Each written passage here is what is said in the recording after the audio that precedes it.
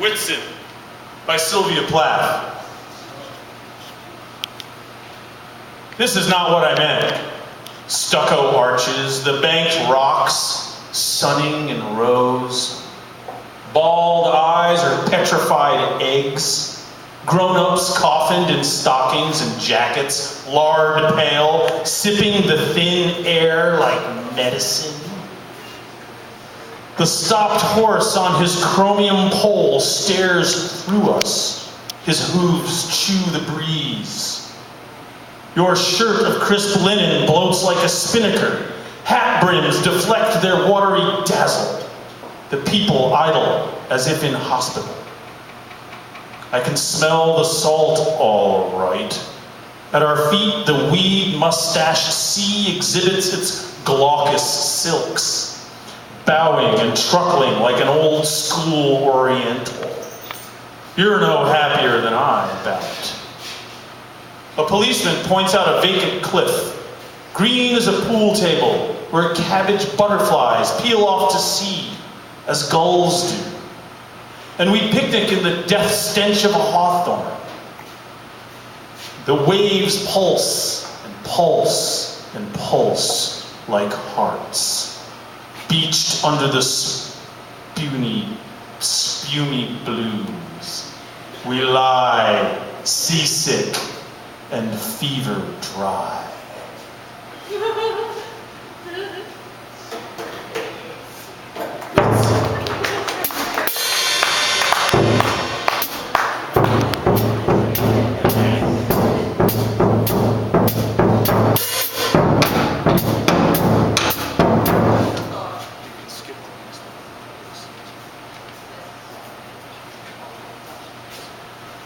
The lovely Cara Istador, ladies and gentlemen.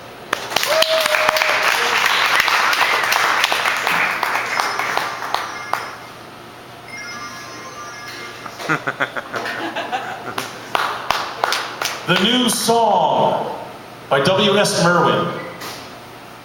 For some time I thought there was a time and that there would always be time for what I had a mind to do and what I could imagine.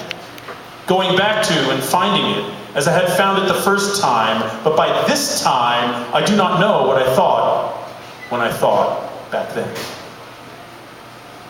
There is no time, yet it grows less. There's the sound of rain at night, arriving unknown in the leaves, once without before or after. Then I hear the thrush waking at daybreak, singing the new song.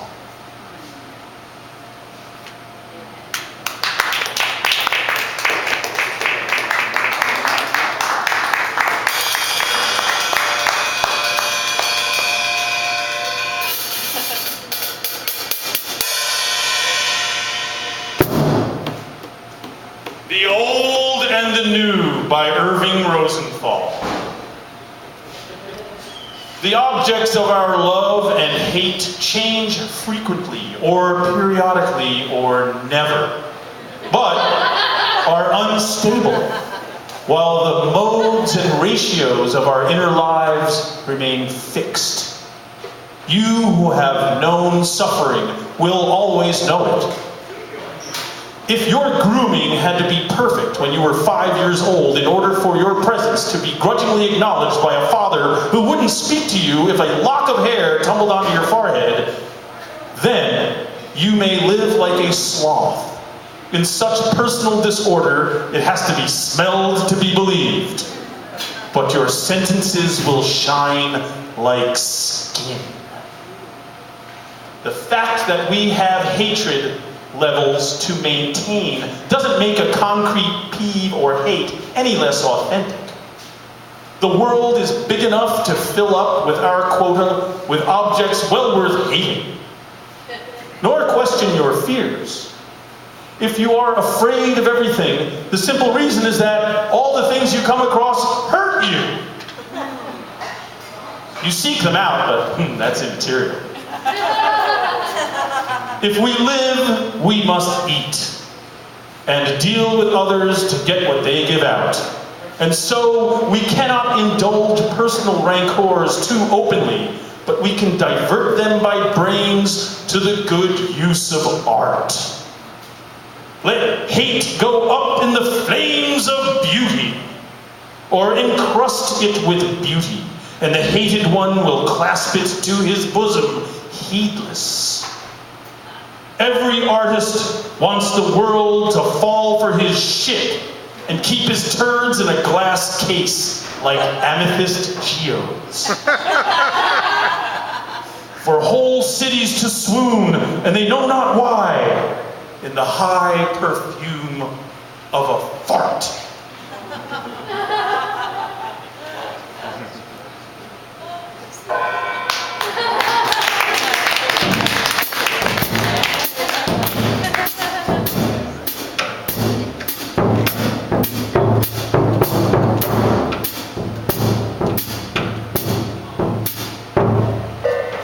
Psychological Observation 3 by Arthur Schopenhauer. The conversation among ordinary people, when it does not relate to any specific matter of fact, but takes a more general character, mostly consists in hackneyed commonplaces, which they alternately repeat to each other with the utmost complacency. So true.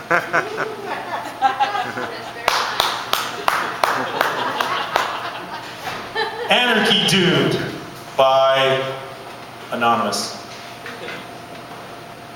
Anarchy Dude, totally rude, saving the world, fucking anarchy girl. Anarchy Dude, scowl on your face, fucking shit up all over the place. Anarchy Dude, bad attitude. We're all fucked. Everything sucks.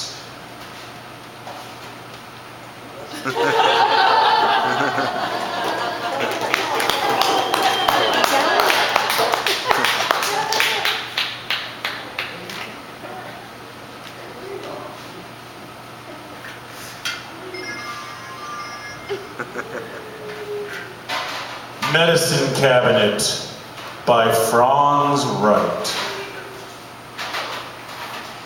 It seemed to take half the day to reach the bathroom, dragging this skull like unto a kite behind me, and I was about a quarter to dead. That little twinge I'd started out with, off the smiley, frowny pain chart, children. My garden of scars. Now my whole body felt as if someone had been going at it with a baseball bat as I struggled to awaken this morning long ago. From having mastered, and I have this great fear, memorized the new manual of gender-correct English usage and just good old plain personal experience, I can tell you the avoidance of mirrors represents one of humankind's major ordeals among the stars. And I approached this medicine cabinet determined that there should be no eye contact, no full frontal glimpse of myself whatsoever. I knew that I looked like death getting ready to eat a cracker. Were you aware, incidentally, that heroin was invented by Bayer, the familiar aspirin company? Thanks, Friedrich! Or that it remained in liquid form, an effective over-the-counter cough suppressant until its disappearance from the shelves of American pharmacies in 1910? One day, I'm going to start to cry and never stop until I die. So what? An hour later, I could still be found there, gnawing my way through the first gray pill, which was about the size of a pie and must have weighed 10 pounds.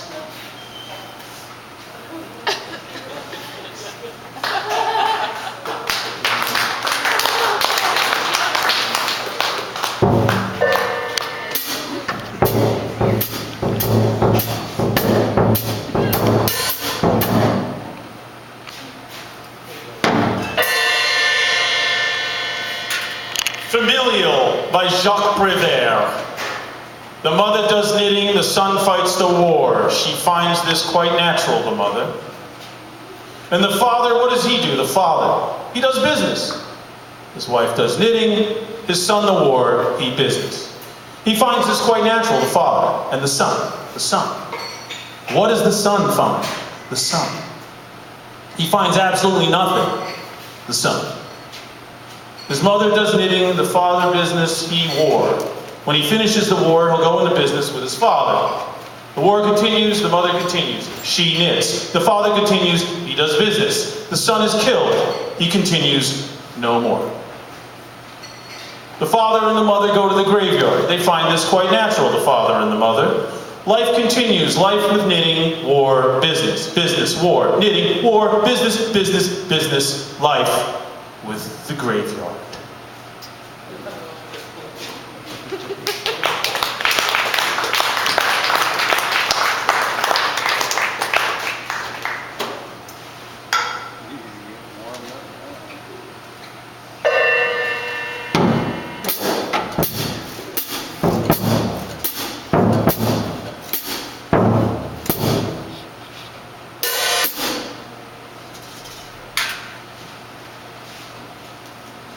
We're all pluggers. We are all pluggers by Pluggers Everywhere, Scott K, and with a little bit of Ty Connor. We're all pluggers plugging away.